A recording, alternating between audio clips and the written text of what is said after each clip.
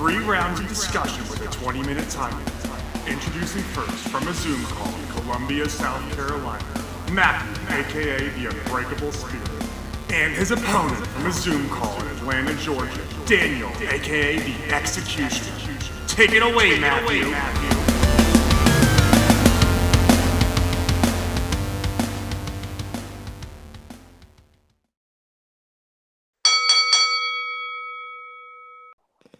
Thank you, Jesse, for that wonderful introduction.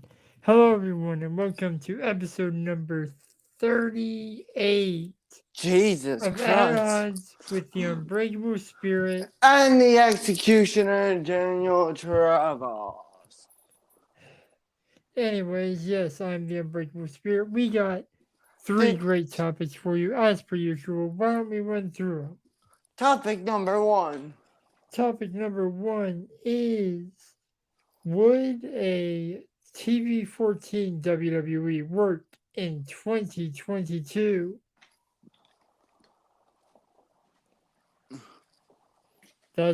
And we have more topics, right? Topic 2, yes. Topic 2 is the WWE Women's Division regression. And I'll just say it. The final topic is Reigns versus Lesnar 7 might be more violent than we anticipated.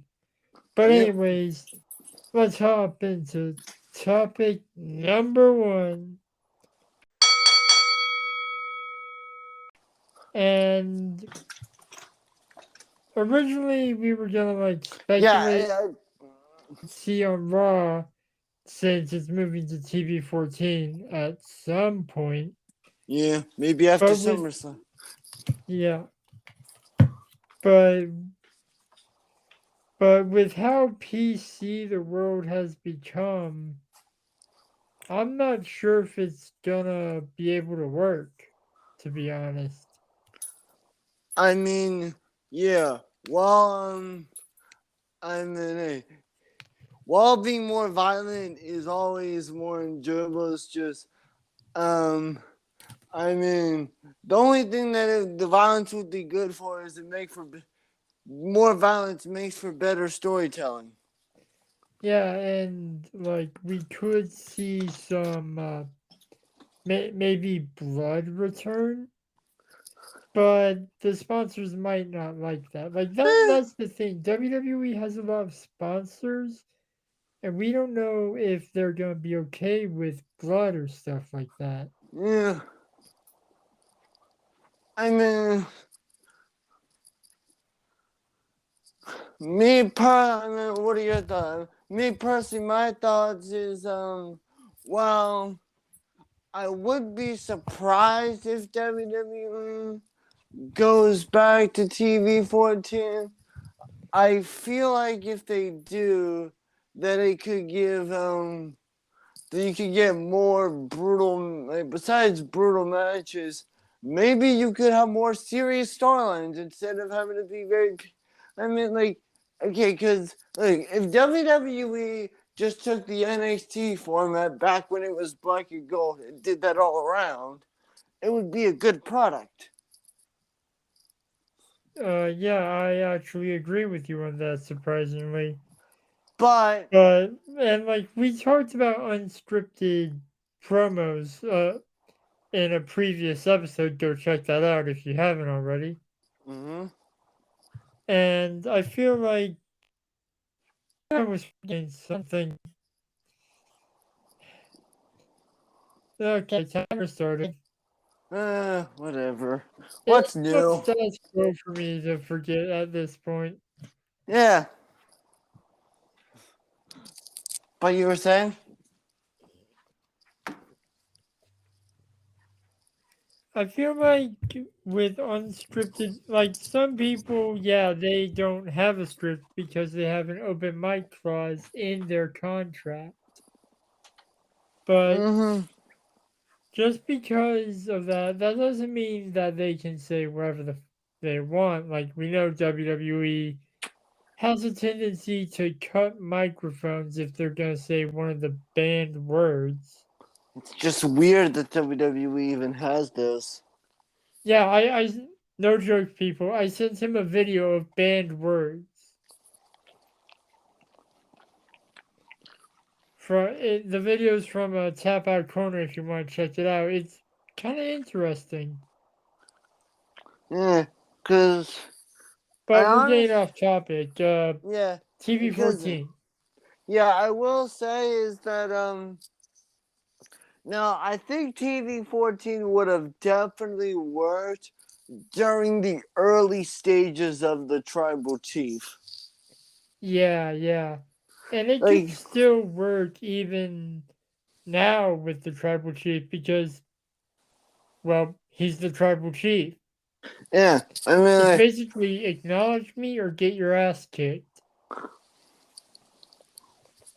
yeah, because I will say is while I'm in because if WWE does decide to go TV 14, well, and maybe I've heard possibly after SummerSlam, possibly that they might do Yeah. it.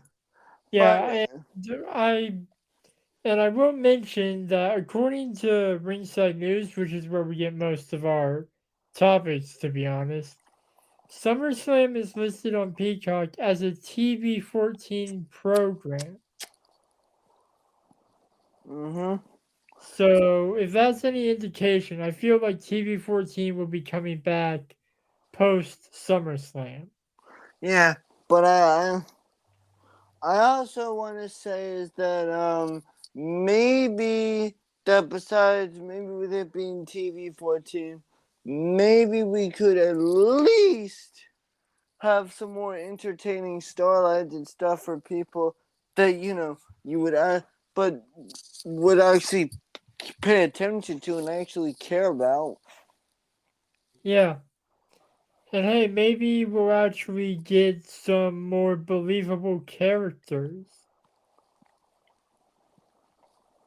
And hell, maybe the ring announcer might call Seth freaking Rollins Seth fucking Rollins.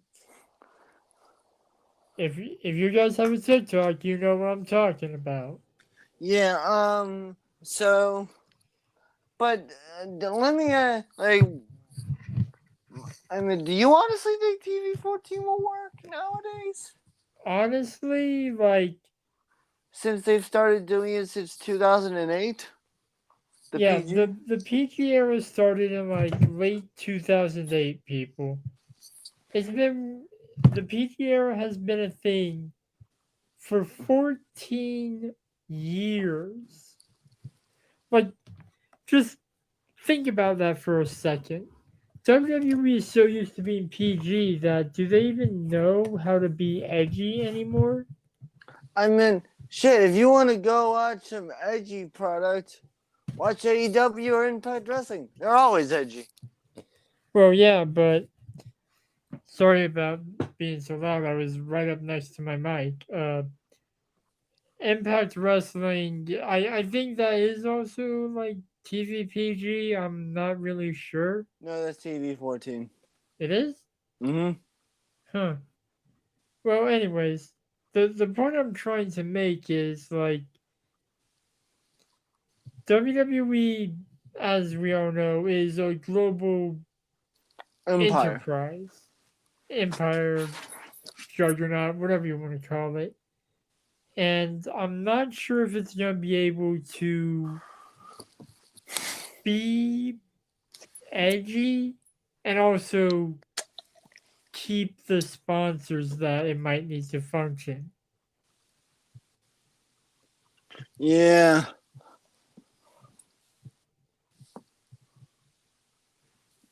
And also, let's just hope that we don't have a storyline where someone wants to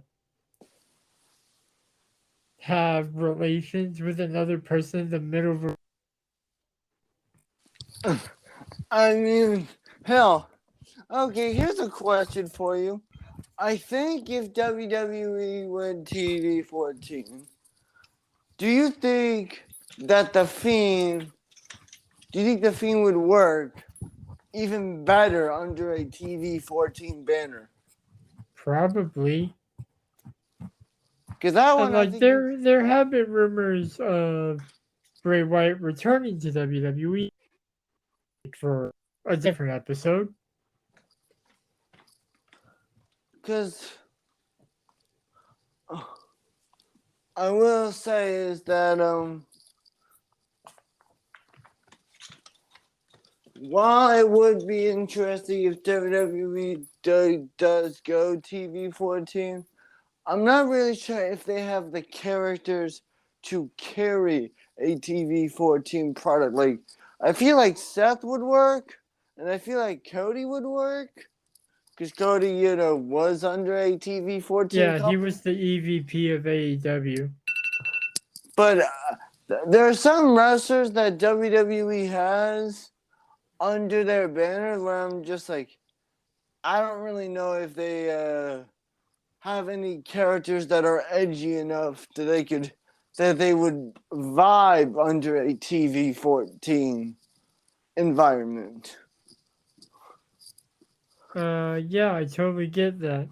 I mean, But I the could timer just went off. We're probably gonna return to this at some point, even if the TV14 has already started to see how it's been doing. But for now, we're gonna take a quick break before we hop into topic number 2. Hello, we are back with topic number 2, how the women's regression. Basically saying that since WWE has done the whole women's revolution, it's kind of honestly fallen apart. Yeah, it honestly has. Like, I think part of what's to blame for the regression or whatever is all the releases. Like, WWE has very slim pickings when it comes to women's wrestlers. I mean, bruh, I was watching something on TikTok, yes, about on how that some wrestlers have started to speak out against Vince because they more care about him getting on TV than they do sometimes about their own women's division. And for people that don't know, just because Stephanie's running the executive things doesn't mean she's in control of creative. That's still up to Vince. Which honestly makes me worried about when it becomes TV14 because it might make another woman bark like a dog.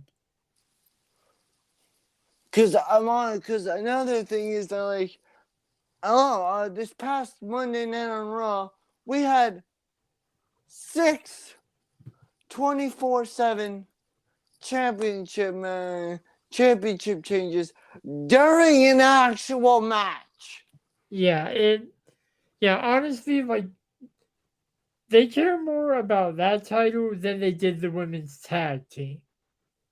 Which is saying, I know that I haven't said this in a while, but Sasha and Naomi might have been right. Who might have been right? Sasha Banks and Naomi might have been right. We haven't kept up with that, but Sasha and Naomi have basically left WWE. And for good reason. I'm not going to blame them for leaving with the state that the company is in. Okay, anyway, but I've also think about this.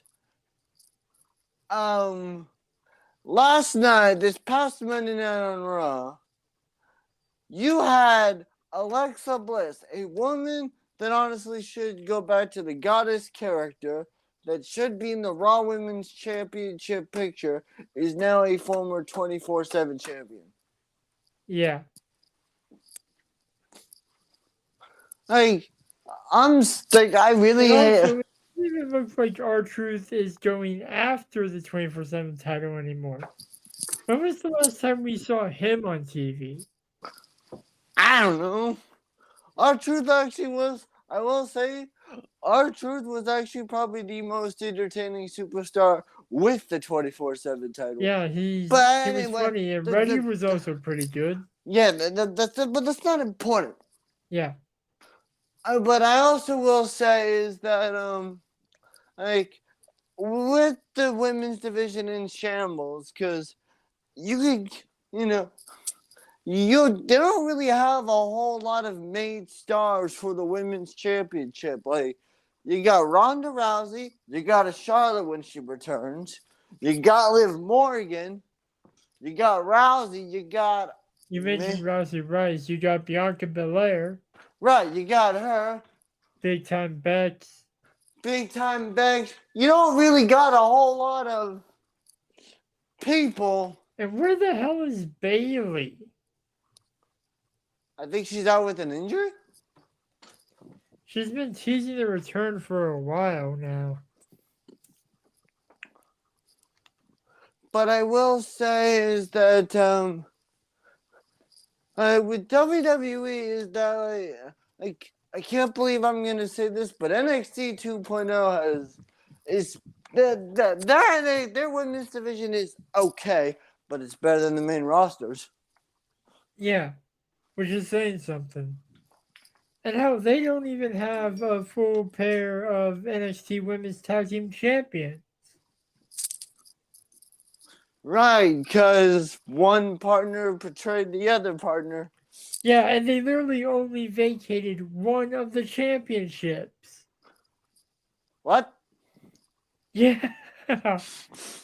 I'm not joking. That's weird. It makes no sense. Anyway, but what do you think, Matthew? What do you honestly think on this?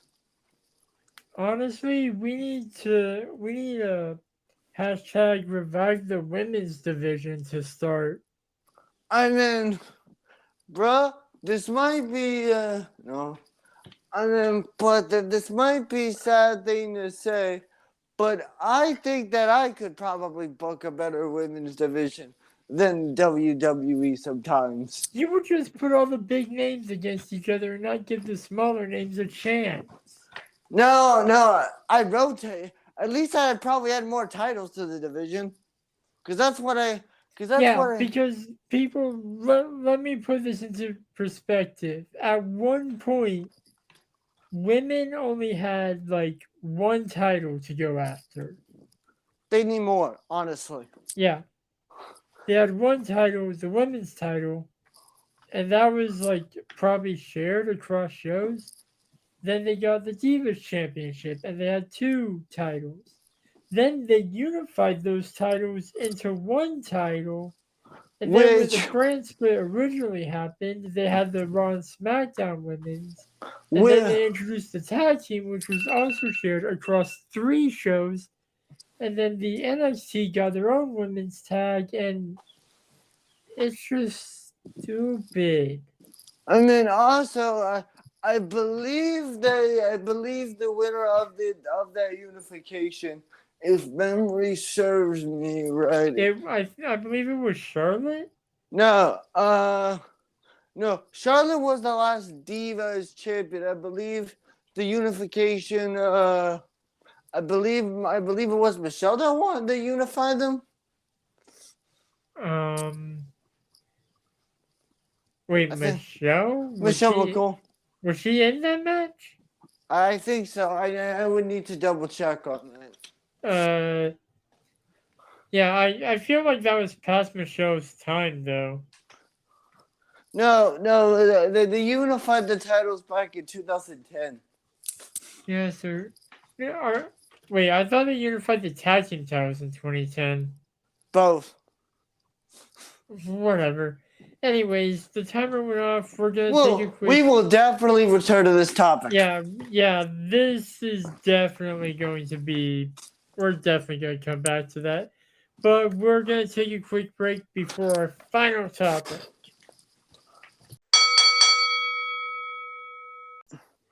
And ladies and gentlemen, we are back for our final topic. As we sort of mentioned earlier, SummerSlam is listed as a TV-14 program. Which is labeled, as I have seen on some people's TikToks, is labeled as a 4-hour show. Oh god damn it! I thought we were out of those days with 2 night WrestleManias. Yeah, if okay, I'm just gonna say this before we get into the actual topic. If any pay-per-views deserve to be 2 nights long, it's WrestleMania and SummerSlam. Fair enough. Because Yeah, last year's Wrestle was SummerSlam. Very ended. The match went so long that it ended literally the next day. yeah, it literally went past midnight, and my co-host was actually saying that night that he wanted SummerSlam to be 2 nights long. I guess he got what he wanted.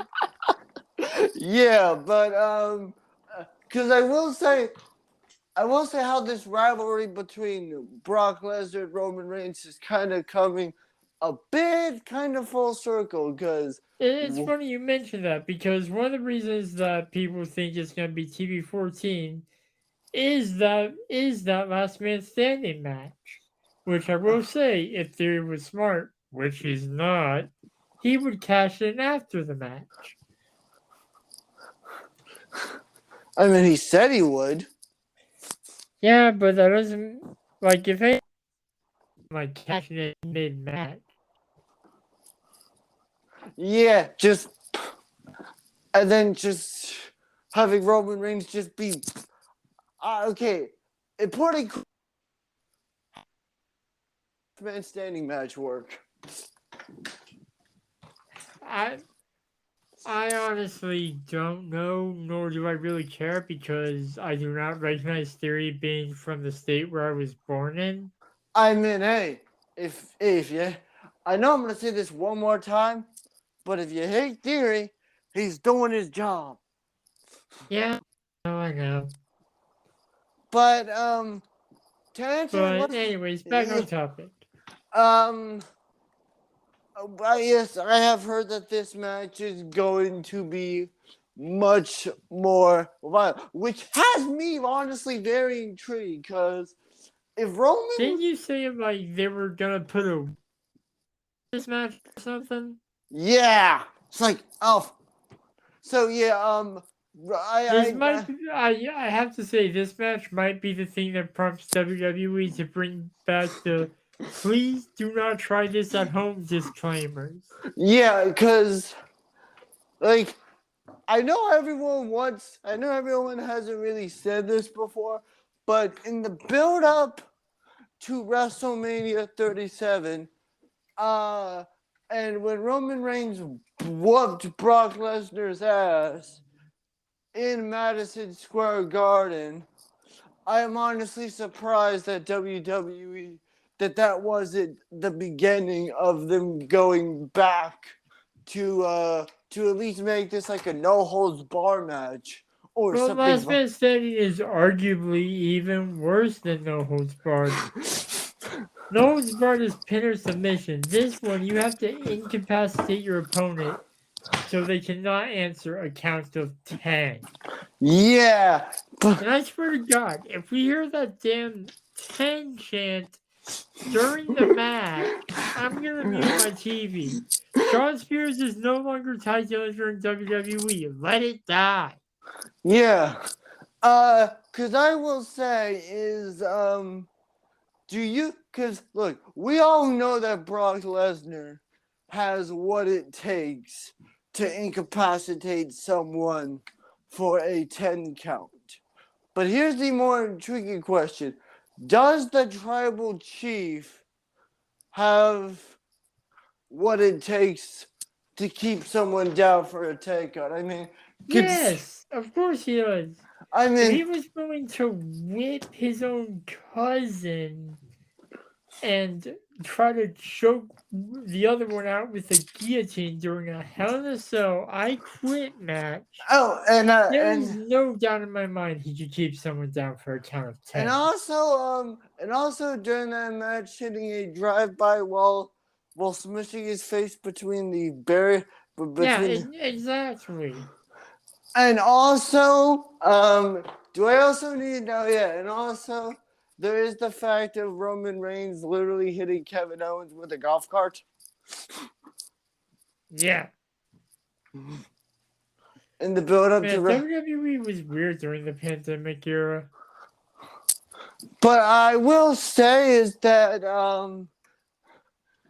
well, like if WWE, if this is the reason why WWE goes back to TV 14, I'm all for it. But cause my theory, pun intended, is that Theory could cash in the middle of the match, or Theory could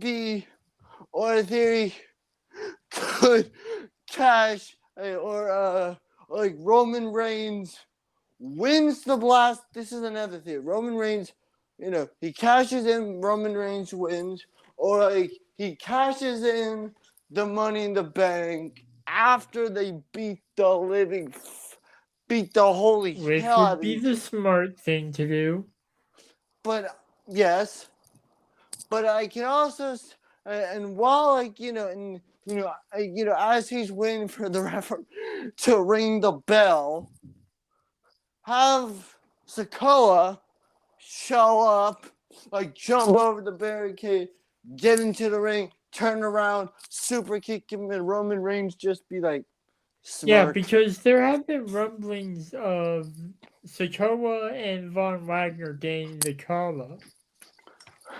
I mean, hell. And if Solo was smart, which I'm pretty sure it is, he would join up with his biological brothers and his cousin and turn into a faction that can not only have both world titles and both tag team titles, but also both mid-card titles.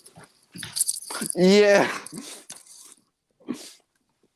Then all we need is like a female in the bloodline to capture both women's titles, and they would literally hold all the gold since the women's tag team are basically dead. Yeah, fair. But now, what do you think about this match, Matthew? I think that we're gonna go into overtime, and personally, like, while I am excited for this match, the only difference is it has a stipulation. Last match, it being last. Yeah, like when you think about it, every single other of their encounters have been regular, normal matches. Except for one. They've had a steel cage and they've also been in a fatal four-way. Right. But that's either way, this is nothing new. This is round 7. Like, legitimately, this is their 7th encounter, one-on-one or otherwise. When is WWE gonna realize that enough is enough? They're shoving this match down our throat more than they shoved Roman Reigns when he was the big dog. And I've also heard. Believe me, hating them, I know it's their job, but with Brock Lesnar being the babyface, that's one of the only differences in this match, that Brock Lesnar is the one we want to win. But considering that anything goes in this last man standing match, if I were Roman Reigns, this is just me, but I would 100% have my cousins help me keep down Roman Reigns. Unless on like next week's Raw or SmackDown, Brock Lesnar finds them and beats the shit out of them so that he can recapture the title. I mean, if I were Brock, that would be the logical thing to do. Yeah, especially since he doesn't give a flying F about this anymore. He's just like, He's like, I don't care. I'm still the Beast Incarnate, but I'm a babyface, and I'm just gonna kick ass and take names and wear a cowboy hat. Which, by the way, something I have heard about this this is new information, but I don't know if you've heard. But this iteration, this whole cowboy Brock Lesnar, is more of is another closer thing to the personality of Brock Lesnar. Then I wish he was like this more often. Because he's hilarious. But Like, you remember when he was Money in the Bank holder and he had the boombox briefcase? yeah, but cause I'm gonna have my final thought. I'm just gonna say is that if Theory was smart, yeah, I agree with you 100%. If I were Mr. Money in the Bank, I would honestly wait, or if I wanted one of them to win, I'd help that person win and then cash it on them. Yeah, because Theory... But I feel like Theory's not gonna cash in at SummerSlam. I feel like he's gonna wait till WrestleMania and then do it to sort of like mirror Seth Rollins in a way. Because remember, for a while, Theory was one of Seth Rollins' disciples. And that is true. And he was only 22. Yeah. He could become the youngest undisputed World Universal Champion. And a claim that only would tie Randy freaking Orton for the age. Randy Orton is the youngest World Heavyweight Champion at 24. Brock Lesnar is the youngest WWE Champion at 21. And Theory would be the youngest undisputed Universal Champion, also at 24. That's a hell of a list. Yeah, but ladies and gentlemen, our timer went off a little bit ago. We have gone almost like 4 minutes over. But who gives a shit? Yeah, because this podcast has been all over the place. Yeah. But the point is, viewer discretion might be advised at SummerSlam. If you're a little kid, you might want to go to bed because shit will be hitting the fan. Yeah, TV14 is not for the faint of heart.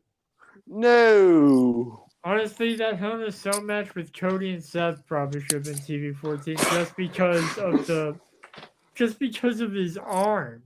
And pectoral muscle. Yeah, which. Ugh. Yeah. In case you people don't know, this is the last thing I will mention is, well, and just so you know, next week, folks, we will have a SummerSlam prediction battle next week. Yeah. But so that's all we have for you this week. And roll that outro. Yeah, roll that outro, baby.